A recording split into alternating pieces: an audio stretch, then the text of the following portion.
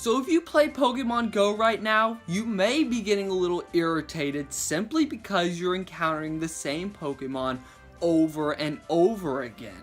However, fear not, because Niantic is in the talks of adding further generations of Pokemon in the game within the coming years. Now right now we have full representation of Generation 1, so it only makes sense that the next batch of Pokemon to make an appearance in this game will be Generation 2. So in this video, I'm going to cover how Generation 2 is going to entirely change the way you play Pokemon Go. Now Generation 2 encompasses the games Pokemon Gold, Silver, and Crystal. These games introduced us to about 100 new types of Pokemon. And that's the first awesome thing about Generation 2. New Pokemon, meaning that each typing in the game gets new representation. Right now, the only electric type you really encounter in gyms is Jolteon. It's a very common Pokemon. But now, you're going to be able to capture Pokemon like Mareep, which can evolve into Ampharos, and Lantern, an interesting one since it is a water and an electric type. Pretty much that same concept is carried among all the different typings. New Pokemon for each typing. Second cool thing is we get two new typings, Dark and Steel types. There are already Dark and Steel type moves in the game. For example, Steel Wing comes on some Pidgeotos, but now you have entire Pokemon dedicated to this new typing, meaning we have more variety. Also, these new typings are really good against Psychic, so Psychic Pokemon are going to be a little more balanced in the game. However, combat power is really going to decide which team prevails in gym battles. The third and probably the coolest thing about Generation 2 is it adds a ton of new evolutions for your pre-existing Pokemon that are already in your party. Right now, I want to name all of them. If you have an Onix that probably hatched from a 10-kilometer egg, you better start saving up those Onix candies because you're going to be able to get a Steelix, a Steel Ground Pokemon that has a ton of resistances, so it's going to be great for gyms. Another Pokemon that's going to be just a sponge in gyms is Blissey, the evolved form of Chansey. Chansey already has a ton of HP, but once you evolve it into Blissey, it's going to have even more, making it an excellent sponge. Now, keeping in line with the ideal of steel types, let's talk about Scizor, the evolved form of Scyther.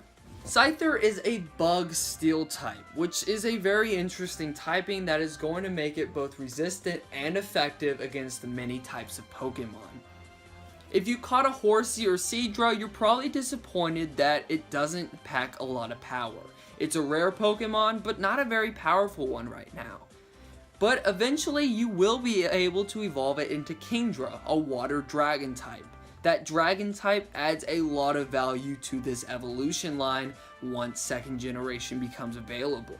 Also, another evolution that adds just power rather than function is Porygon 2. Keeps the typing, but just gives Porygon even more power. Also, in line with that concept, we have Crobat, the evolved form of Golbat. Now, Golbat's already a pretty cool Pokemon, a very fast Pokemon with fast attacks, and it's going to be even more powerful and possibly even more annoying once you evolve it into Crobat. Now, let's talk about Eevee. Eevee's really cool in Pokemon Go because it has 3 evolutions, and technically you can't really decide what it becomes. Now, Eevee gets 2 evolutions in Pokemon Go when second generation hits, Umbreon and Espeon, Dark and Psychic types respectively.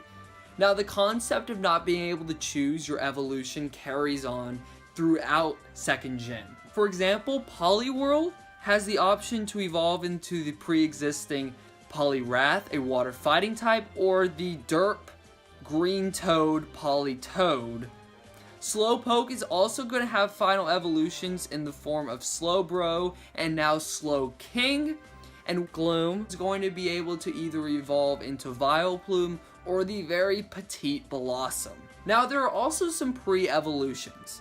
Pichu is the pre-evolution of Pikachu, Cleffa is the pre-evolution of Clefairy, Igglybuff, pre-evolution of Jigglypuff, Magby, pre-evolution of Magmar, Elekid, pre-evolution of Electabuzz, and Smoochum, pre-evolution of Jinx.